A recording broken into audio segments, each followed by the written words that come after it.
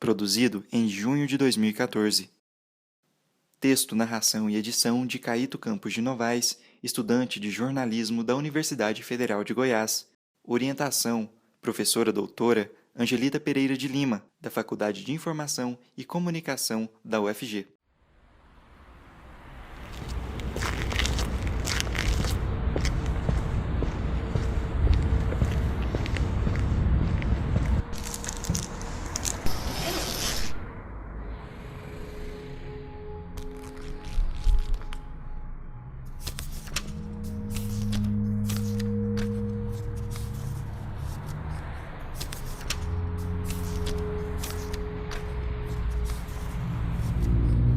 Me empresta seus olhos. O que eu faço? Às vezes ela fala assim, me empresta seus olhos. Eu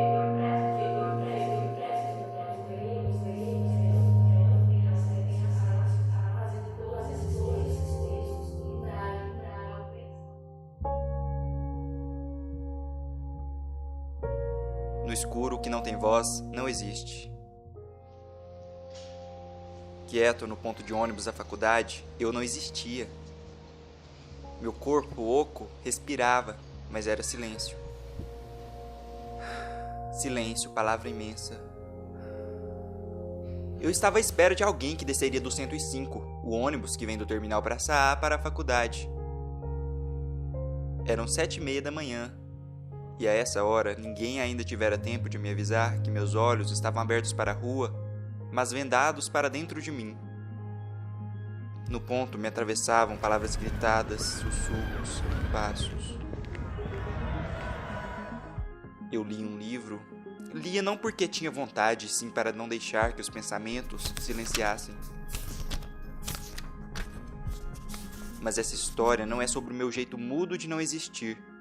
É sobre alguém que vai descer do 105, uma menina. Talvez eu me confunda com ela, porque estamos ambos presos na nossa própria cegueira.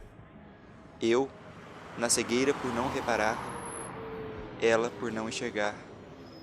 Jéssica tem 21 anos e é cega desde os 6. Esta é a voz do ônibus. O letreiro indica 105. Eu pouso o livro na mão e pouso os olhos na multidão que sai do ônibus. Inquieto, espero, procuro. E não vejo. Jéssica não está ali. O ônibus vai embora e eu também. Coloco o fone de ouvido. Trilho meu dia com música para ignorar a catira espontânea dos meus tropeços. Mas antes que eu me distanciasse o bastante, até que o ponto sumisse, ouvi. Olhei para trás. Outro coletivo estava estacionado, devolvendo as pessoas para a rua. Do monte enevoado daqueles que enxergavam pelos olhos, saiu alguém que enxergava pela sensibilidade da ponta de uma bengala de ferro. Jéssica, preciso ser sincero. Eu te persegui. Caminhei pisando manso ao seu lado. Me desvesti desse papel principal para ser um desses anônimos que caminham perto da gente. Minha textura e consistência, até então, eram parte de uma dimensão que não fazia diferença para os seus olhos. Só quando busquei em mim coragem para projetar a voz, que passei a existir para você. Pela primeira vez, o princípio começava pelo som.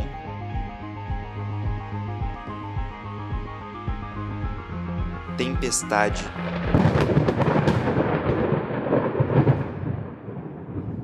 É preciso descamar realidades para encontrar a sala 209. Ela fica dentro da Universidade Federal de Goiás, dentro do campus Samambaia, dentro do centro de aulas Aroeira, no segundo piso, à direita. Ali, na quinta-feira de manhã, acontece uma aula de Física 3. Meu professor de rádio sempre me pede para usar o verbo realizar ao invés de acontecer. Porque acontecer mesmo, implica em previsão, como os acidentes e os fenômenos da natureza. Pois bem, na sala 209 acontecia uma tempestade e Jéssica estava lá. Bom, gente, a gente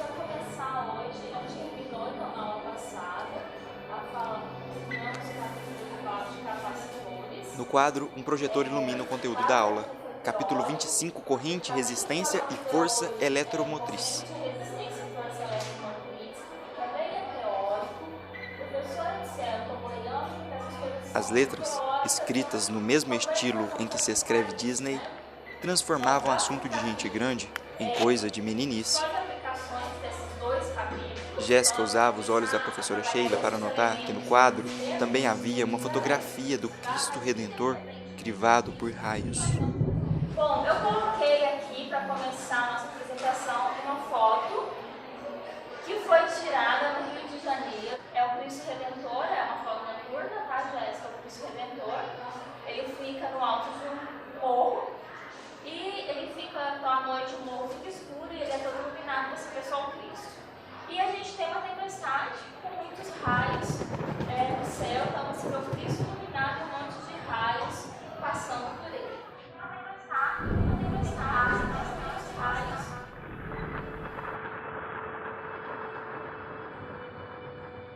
Ou então, ela pegava emprestados os olhos dos alunos Olavo e Ellen, que desde o início do ano letivo sentam-se por perto nesta aula e ditam o mundo visível nos ouvidos dela.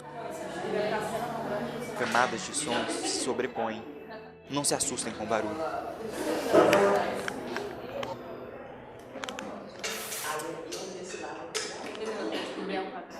Jéssica, na água é uma bomba que vai influenciar Olavo segura a mão de o movimento Jéssica. da água. Baixinho cochicha a física para ela, como se fosse ler o futuro na linha da palma da mão.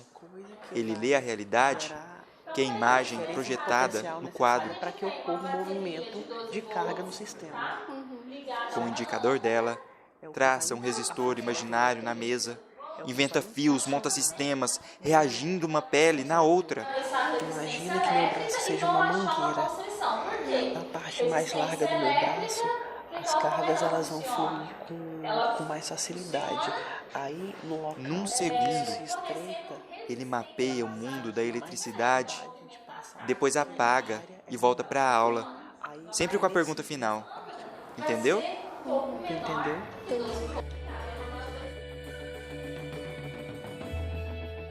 Quem sabe a diferença entre relâmpago, trovão e raio? Não, lá. Raio e trovão pra mim é a mesma coisa. Não, raio e relâmpago é a mesma Quem coisa. mais? O relâmpago é uma força maior do que o raio. Jéssica, sabe? É uma quantidade de energia bem maior. Faço nem ideia. Não? Tem mais ninguém? Não anda estudando em casa, né, Jéssica? Ah, tá. Eu vou estudar os Olha só, relâmpagos. então. Vou estudar relâmpago. Trovão, relâmpago e raio, tá? Desmistificando. Primeira coisa, raio. Vamos começar por ele. Raio é corrente elétrica. O trovão é o som. O que é o relâmpago? A luz. Nesse momento, Ellen, Olavo e tantos outros alunos abrem os cadernos e anotam. Raio é corrente elétrica, trovão é som e relâmpago é luz. Mas Jéssica permanece com as mãos sobre o colo. Não lhe adiantaria escrever nada, em lugar algum. Os pés, balançando na cadeira, são o único indicativo de que os olhos por detrás daqueles óculos escuros não estão adormecidos. Algumas mesas atrás, um menino dorme.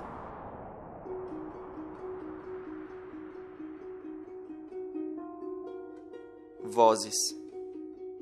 Acho que tem forma de ver, né? Eu vejo de outra forma. De forma, talvez, que quem enxerga nem vê. Entende? Por essa questão de não dar atenção no outro sentido, apenas da visão. Essa é a voz de Jéssica Rodrigues de Castro. Há 4 anos, um piercing mora em seu nariz, que também sustenta um par de óculos, talvez mais velhos, olhos acortinados. Culpa de um câncer no nervo óptico que chegou no 1º ano de idade e tirou a visão completa 5 anos mais tarde. Estuda matemática, licenciatura, quer dar aula e precisa. Ela desbrava o mundo da linguagem numérica para quem não vê. Sobram memórias da época de vidente, palavra que Jéssica usa para definir aqueles cuja visão funciona. Ela se lembra do alfabeto, do vermelho, do azul. Ela lembra do preto, ela lembra do amarelo. Às vezes ela pega na minha roupa, ela fala, que roupa você tá usando?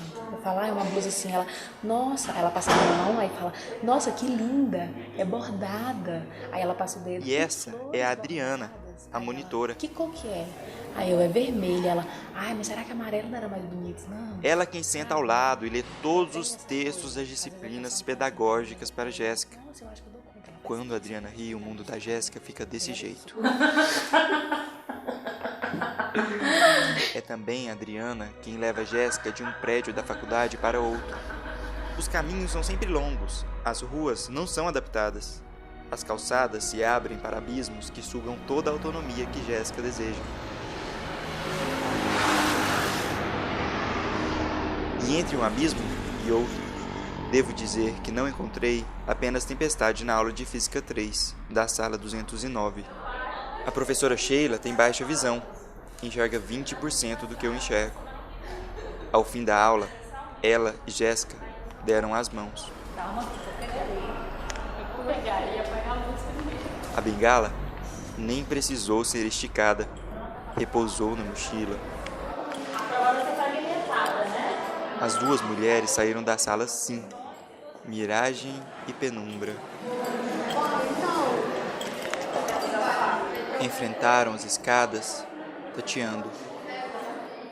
Desceram ilesas, conversando uma amizade tecida por tudo que uma não via na outra.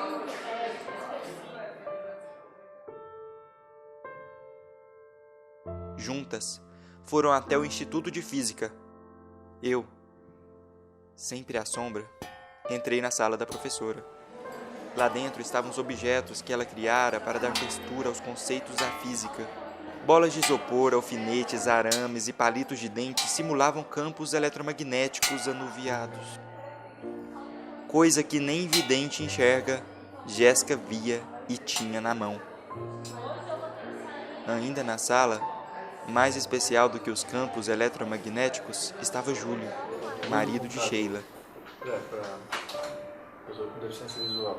Quarta-feira à tarde é sempre dia de se sentar com Júlio, calcular problemas, caçar sinais fugidios e números sumidos no papel. Júlio confiou em mim para contar seus estudos. Pretende ajudar os deficientes visuais a se comunicarem com a matemática. E aí os leitores de tela não conseguem ler essa linguagem. Não é difícil perceber que Júlio alumia a física desbotada. Imagética, vamos dizer assim, tudo imagem. Equações são imagens, símbolos são imagens. Olavo, Ellen, Adriana, Júlio, Sheila. Para completar a lista de nomes que rodam em ciranda com a vida enumerada de Jéssica, só falta Márcia. Jéssica conversa com Márcia mais do que com o próprio namorado. E esta é a voz de Márcia. Márcia esteve nessa história o tempo todo, mas em espaço nenhum, porque assim como eu, só existe enquanto voz. Ela é um software instalado no celular e computador de Jéssica. Seu trabalho é ler todas as palavras exibidas na tela.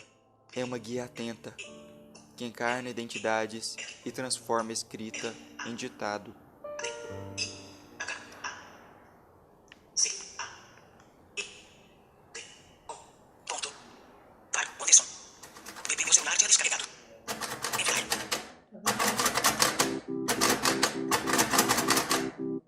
Mensagem. A máquina de Braille poderia ser um piano nas mãos de Jéssica. Mas o som é grotesco, metálico, frio. Eu nunca imaginaria que do barulho dessa máquina sairia uma mensagem bonita, feita para mim. Eu pedi que escrevesse alguma coisa. Que coisa? Pode ser o meu nome mesmo, mas meu nome é pequeno demais. Jéssica, digita um texto pra ele ver. Um texto? Texto. Alguma coisa que você tem que digitar mais rápido, porque o seu nome dele é muito pequeno. Não sei que texto não, colega. Sei lá, digita que você me ama, que eu sou linda. Digita que eu sou bonita. bonito. Sem graça. Mas como é que você vai saber? Eu pego na cara dela. Você pega... Bato na cara dela. Tá vendo? Ela sabe se a gente é bonito. Ela pega assim e ela fala, você tá gorda. Tá mesmo? Mas você emagreceu um pouquinho. Mentira. Fala. Que massa. Peguei essa gordurinha hoje, deve estar melhor. Que bom.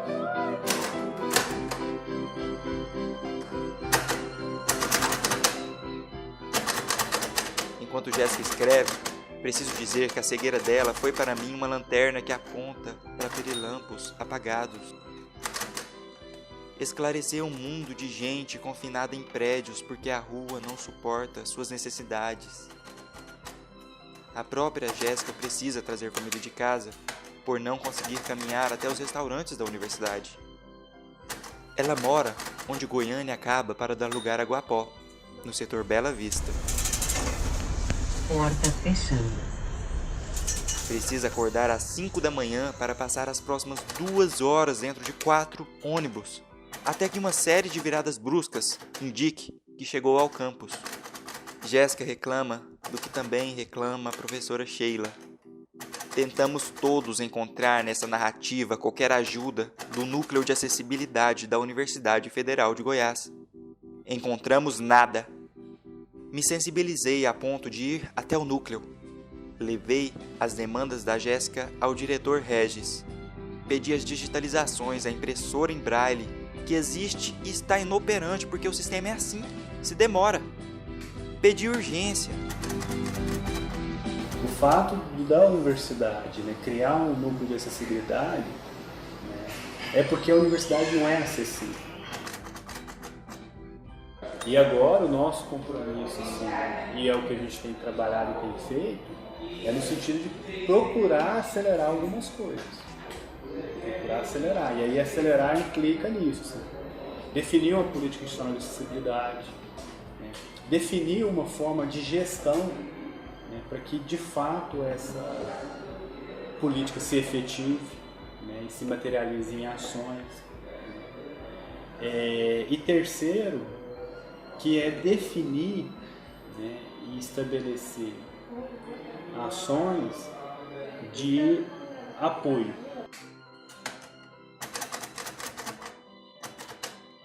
Porque assim, a gente elaborou um projeto, né, e dentro desse projeto, uma das ações desse laboratório da biblioteca, né, vai ser isso, vai ser digitalizar os textos.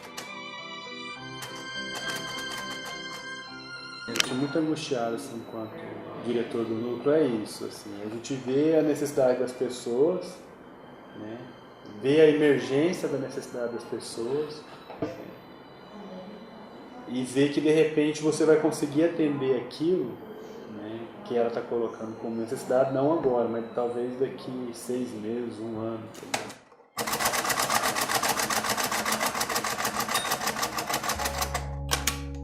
Vislumbro Jéssica num ponto de ônibus à espera de seus direitos. Ela precisa parar ônibus por ônibus para saber em qual deve entrar. Seu ponto de vista é negado por quem se esquece de que a cegueira dos olhos não inibe a cegueira da ignorância. Sua voz se subtrai porque ninguém a convocou para articular a história das pessoas cegas.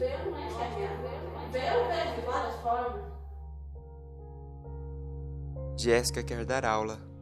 Não vai precisar de quadro ou de giz, porque critica muito a repetição de imagens como método de aprendizagem. Ela quer que a enxerguem como mulher antes de deficiente visual. Mas enquanto o ônibus não chega, o jeito é caminhar na margem.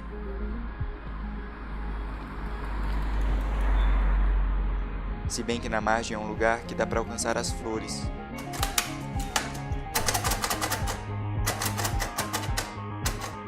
A mensagem está pronta. Jéssica me entregou um papel em branco, com palavras em textura. Eu não sei ler em braille. Meus dedos estão viciados em asperezas lisas. Mas ela me disse o que significa. Caíto, você será um ótimo profissional. Parabéns pela pesquisa. Ai, que bonitinho. Eu risquei aqui, ó, depois você corta. Tá bom, Deixa eu nossa. ver. Deixa eu ver. Sabe ler? Não. Repete o que eu falei. Caíto. Atrás, Será um ao ótimo fundo, profissional. Esse é o som do mundo. Pela pesquisa. Cara de pau.